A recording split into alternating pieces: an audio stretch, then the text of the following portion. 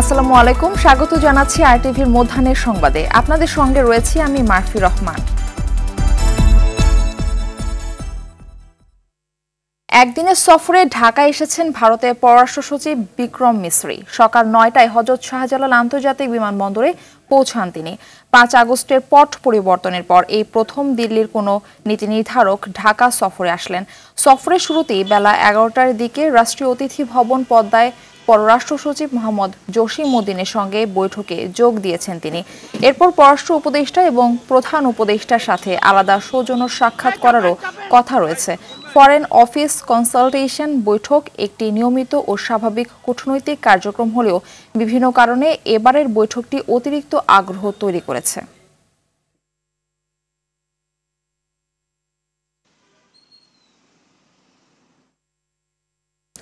দর্শক, এই মুহূর্তে রাষ্ট্রীয় অতিথি ভবন পদ্মা থেকে সরাসরি যুক্ত হচ্ছেন সহকর্মী শাকিলা করিম। শাকিলা, দুদেশের পররাষ্ট্র সচিব পর্যায়ের বৈঠক কোন পর্যায়ে আছে এবং আলোচনায় কোন কোন দিক গুরুত্ব পাচ্ছে জানাবেন বিস্তারিত। মারফি, জানেন যে কূটনৈতিক সম্পর্কের চরম টানাপোড়েনের একটি মুহূর্ত এখন চলছে এবং ঠিক সেই মুহূর্তেই কিন্তু ভারতের পররাষ্ট্র সচিব বিক্রম মিসরি যিনি এসেছেন, তার সঙ্গে কিন্তু বাংলাদেশের পররাষ্ট্র সচিব মোহাম্মদ জসিমউদ্দিনের সঙ্গে আজ একটি বৈঠক অনুষ্ঠিত হচ্ছে। আপনাকে পূর্ববর্তী সংবাদে যেমনটি বলছিলাম, এবং বিক্রম মিসরি কিন্তু সকাল ৮টা ৫৮ শাহজালাল আন্তর্জাতিক বিমানবন্দরে অবতরণ করেন এবং সেখান থেকে তিনি একটি ৫ তারকা হোটেলে কিছুক্ষণ বিরতি নেন এবং সেখান থেকে ঠিক বেলা ১১টার সময় আমি যেখানে আছি অর্থাৎ রাষ্ট্রীয় অতিথি ভবন পদ্মায় এখন অবস্থান করছেন এবং তার ঠিক ৫-৭ মিনিট আগে পররাষ্ট্র সচিব জসিমউদ্দিনও কিন্তু এখানে এসেছেন এবং এই দুই কূটনীতিকের বৈঠক কিন্তু শুরু হয়েছে এবং এই বৈঠক এখনও চলমান আছে। হয়তো বা আরও কিছুক্ষণ এই বৈঠক চলবে। তবে আপনাকে একটি বিষয় জানিয়ে রাখি যে এই যে ভারত এবং বাংলাদেশ অর্থাৎ ঢাকা দিল্লির যে সম্পর্ক বেশ কিছুদিন ধরে কিন্তু টানাপোড়েনের মধ্যে আছে। বিশেষ করে দৃশ্যমান হয়েছে কিন্তু ৫ আগস্টের পর বাংলাদেশের যে পট পরিবর্তন হয়েছে এবং অন্তর্বর্তীকালীন সরকার ডক্টর মোহাম্মদ ইউনূস সরকার গঠনের পর থেকে কিন্তু এই সম্পর্কটার অবনতি কিন্তু আরও বেশি ঘটেছে। এবং আপনাকে একটি বিষয় জানিয়ে রাখি যে এই অবনতির রেশ ধরেই কিন্তু সব থেকে ন্যাক্কারজনক যে ঘটনাটি ঘটেছে কলকাতায় বাংলাদেশ হাইকমিশনে যেভাবে হামলার ঘটনা ঘটেছে এবং ভারতীয় গণমাধ্যমগুলোতে যেভাবে বাংলাদেশে হিন্দুদেরকে নির্যাতন করা হচ্ছে, এই ধরনের মিথ্যা তথ্য, ভুল তথ্য, অসত্য তথ্য দিনের পর দিন উপস্থাপন কিন্তু তাদেরকে বারবার বাংলাদেশের পররাষ্ট্র মন্ত্রণালয় থেকে সাবধান করা হয়েছে এবং হাইকমিশনে হামলার পরদিনই কিন্তু আসলে বাংলাদেশে অবস্থিত যে ভারতের যে হাইকমিশনার আছেন তাকে কিন্তু এখানে ডাকা হয়েছিল পররাষ্ট্র মন্ত্রণালয় এবং তাকে কিন্তু বলা হয়েছে যে এই ধরনের ঘটনা পরবর্তীতে যাতে না ঘটে এবং ভারত সরকারের পক্ষ থেকে এর পরবর্তীতে কিন্তু নতুন করে আর কোনো তথ্য এই বিষয়ে পাওয়া যায়নি। তবে এই যে ধন্যবাদ আপনাকে। এদিকে প্রধান উপদেষ্টা ডক্টর মোহাম্মদ ইউনূসের সঙ্গে বৈঠক করছেন ইউরোপীয় ইউনিয়ন ইইউর ২৭ দেশের রাষ্ট্রদূত। ইউরোপীয় ইউনিয়নের সব সদস্য রাষ্ট্রের রাষ্ট্রদূত একত্রিত হয়ে সরকার প্রধানের সঙ্গে আলোচনার উদ্যোগ এবারই প্রথম। এই বৈঠক বাংলাদেশ ও ইইউ এর সম্পর্ক আরও সুসংহত করবে বলে আশা করা যাচ্ছে। সহযোগিতার নতুন ও সম্ভাবনাময় ক্ষেত্রসমূহ এলডিসি উত্তরণ, পরবর্তী জিএসপি প্লাস, বাণিজ্য সুবিধাদি, জলবায়ু পরিবর্তনের সৃষ্ট অস্তিত্ব সংকট মোকাবেলা, দ্রুত রোহিঙ্গা প্রত্যাবাসন বাস্তবায়ন এবং সর্বোপরি একটি টেকসই ভবিষ্যৎ বিনির্মাণে উভয়ের অঙ্গীকার ও করণীয় সম্পর্কে আলোচনা হতে পারে বৈঠকে।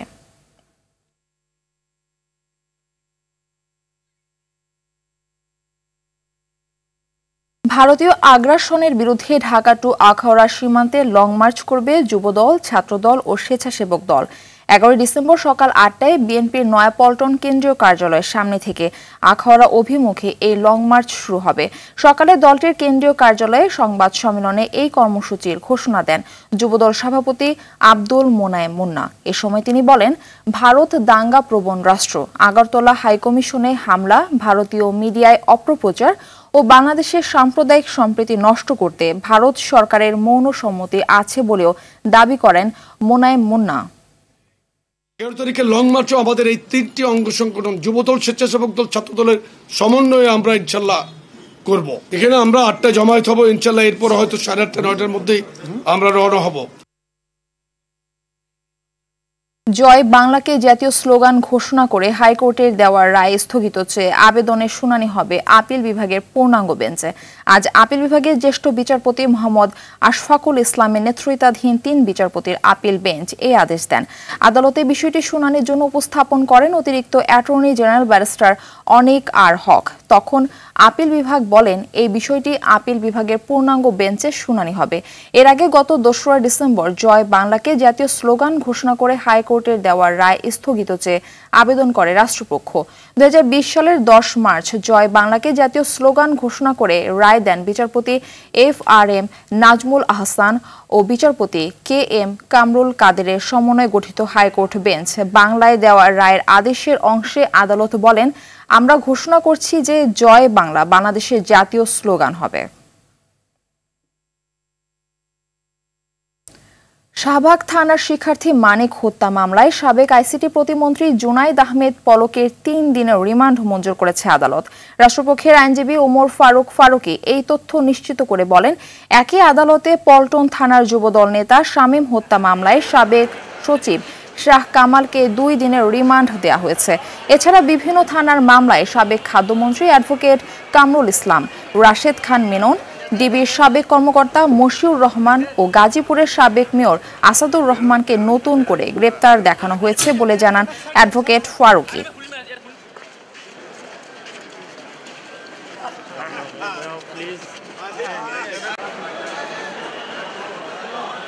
হাসিনার অন্যতম সহযোগী সাবেক অবৈধ মন্ত্রী জুনাইদ আহমেদ পলক বিগত দুই পক্ষের শুনানির পর তার বিরুদ্ধে ৩ দিনের রিমান্ড মঞ্জুর করেন এবং তাকে তদন্তকারী কর্মকর্তা হেফাজতে প্রদান করেন।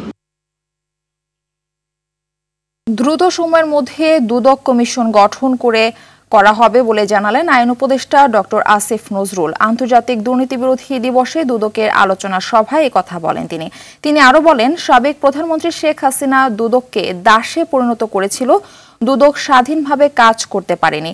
এ সময় দুদক সংস্কার কমিশনের প্রধান ডক্টর ইফতেখারুজ্জামান বলেন, সংস্কার কাজ করতে গিয়ে রাষ্ট্রের বিভিন্ন প্রতিষ্ঠানের দুর্নীতিসহ দুদক কর্মকর্তাদের দুর্নীতির ভয়াবহ চিত্র ধরা পড়েছে। সাঁড়াশি অভিযান পরিচালনা করা ছাড়া কোনো উপায় নেই। সভায় সভাপতিত্ব করেন দুদক সচিব খোরশেদা ইয়াসমিন।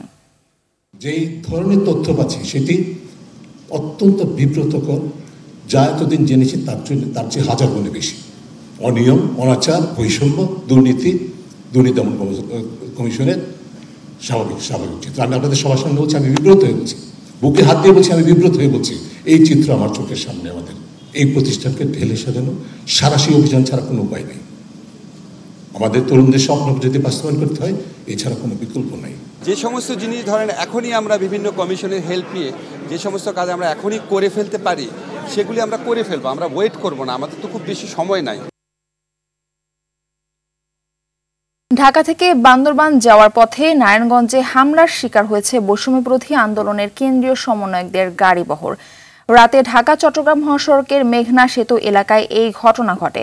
সোনারগাঁ থানার ভারপ্রাপ্ত কর্মকর্তা মোহাম্মদ আব্দুল বারী জানান, সমন্বয়কদের ৮ জনের একটি দল এক অনুষ্ঠানে অংশ নিতে বান্দরবানের লামায় যাচ্ছিল। রাত ২টার দিকে সেতু এলাকায় ছিনতাইকারীরা গাড়িটির গতি রোধ করে জানালা ভেঙে মোবাইল ফোন ও মানিব্যাগ ছিনিয়ে নেয়। এ সময় তাদের হামলায় সমন্বয়ক রাকিব মোহাম্মদ ও মাহমুদা সুলতানা আহত হয়েছেন। পরে তাদের উদ্ধার করে পুলিশ হেফাজতে নেওয়া হয়। সকালে সমন্বয়কদের একটি দল লামা এবং অন্যান্যরা ঢাকায় ফিরে আসে। ছিনতাইকারীদের ধরতে অভিযান চলছে বলেও জানান তিনি।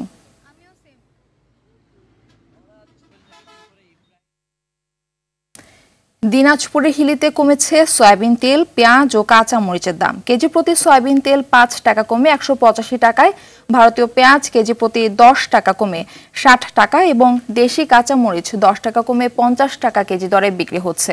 তবে আলু বিক্রি হচ্ছে আগের দামই। দেশি আলু ৬৫ টাকা থেকে ৭০ টাকা এবং ভারতীয় আলু ৫০ থেকে ৫৫ টাকা কেজি দরে বিক্রি হচ্ছে।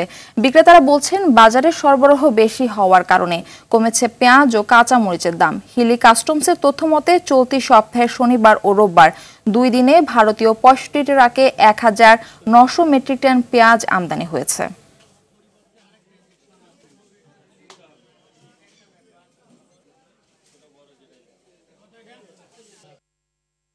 মধ্যাহ্নের সংবাদ এ পর্যন্তই। দুপুরের সংবাদ 1:45টায় দেখার আমন্ত্রণ রইল। ধন্যবাদ সবাইকে।